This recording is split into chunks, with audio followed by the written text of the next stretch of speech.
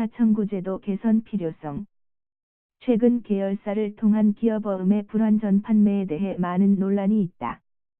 금융소비자단체에서는 금융감독원에 국민검사 청구를 신청했고 금융감독원이 이를 수용해 향후 그 검사 결과에 대해 관심이 높다. 하지만 검사의 초점이 금융기관의 위법사항의 검사일 뿐 피해자의 구제에 초점이 있는 것은 아니라는 이야기가 들려 씁쓸하다.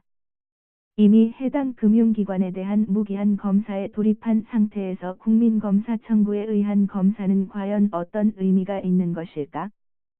국민검사 청구 제도는 금융감독원이 금년 5월에 200명 이상의 금융피해자가 금융기관의 위법사항에 대해 금융감독원에 검사를 요청할 수 있게 한 제도이다. 문제는 이 제도의 실체가 단순한 검사 촉구에 불과함에도 너무 엄격한 요건을 요구한다는 것이다. 무려 200명 이상의 연서와 위원회의 심의를 거쳐야 한다고 한다. 도대체 누구를 그리고 무엇을 위해 이와 같이 엄격한 절차를 요구하는 것일까? 또 국민감사를 청구한 피해자들이나 이와 유사한 피해자들의 실효성 있는 구제를 위한 구체적인 구제 절차나 내용은 없다. 그렇다면 국민검사 청구의 존재 의의는 과연 무엇인가라는 의문이 든다. 현행 국민검사 청구 제도는 행정 편의적이고 실제 피해자 구제라는 측면은 상당히 도외시된 것으로 보인다.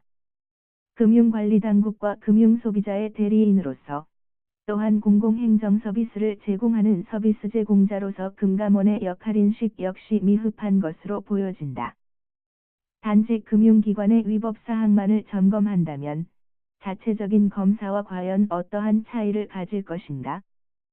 관리당국은 금융소비자에 대한 알 권리를 충족시켜 주어야 하고 나아가 금융피해자에게는 실효성 있는 구제에 좀 더 노력해야 한다.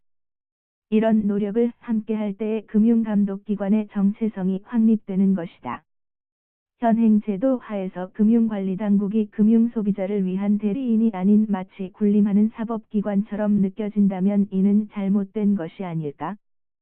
최근에 복잡한 금융파생상품 및 기업어음의 불완전 판매에서 볼 수 있듯 복잡한 금융상품의 위험성을 제대로 모르고 피해를 입은 자는 결국 상대적으로 전문성이 약한 개인일 것이다. 그 중에는 저금리 시대의 노후자금을 어떻게든 활용하려는 선의의 피해자도 많다는 점을 결코 간과해서는 안 된다. 어쩌면 이들을 제대로 구제하는 것이 경제민주화의 출발점일 수도 있기 때문이다.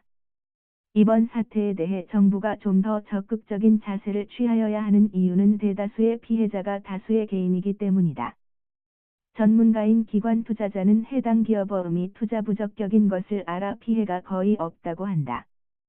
결국 현재의 금융시장 현실에서 금융 시스템을 만연히 믿은 개인들만이 피해를 입고 고통스러워하는 것이다. 허술한 현행 금융시장 시스템을 이용하여 거의 사기적인 행각을 벌이는 일은 두 번 다시 나타나지 않도록 시스템을 재정비해야 한다. 국민검사 청구 제도를 실질적으로 개선해 투자 부적격 금융상품을 전문 투자가가 아닌 개인 등에게 제한 없이 판매하는 현재 금융시장의 무질서와 혼란을 바로잡아야 한다. 그리고 이와 같이 투자 부적격 금융상품 등을 기관 투자가가 아닌 개인에게 판매하는 경우에는 엄격한 설명 의무 매뉴얼이 정비돼야 한다. 이런 점에서 현재의 설명 의무 제도는 비상적이고 허술한 것으로 보인다. 그리고 가능하면 감독당국도 자신의 감독 업무를 게을리하는 경우 이에 따른 엄정한 책임을 물을 수 있게 제도적 개선이 필요하다. 악의적인 사기성 위법 행위에 대하여는 징벌적 손해배상 제도도 과감하게 도입해볼 만하다. 차제의 금융시장에서 기관 투자가가 아닌 일반 개인 투자자를 실효성 있게 보호하기 위한 제도적 장치가 하루속히 마련되기를 기대해본다.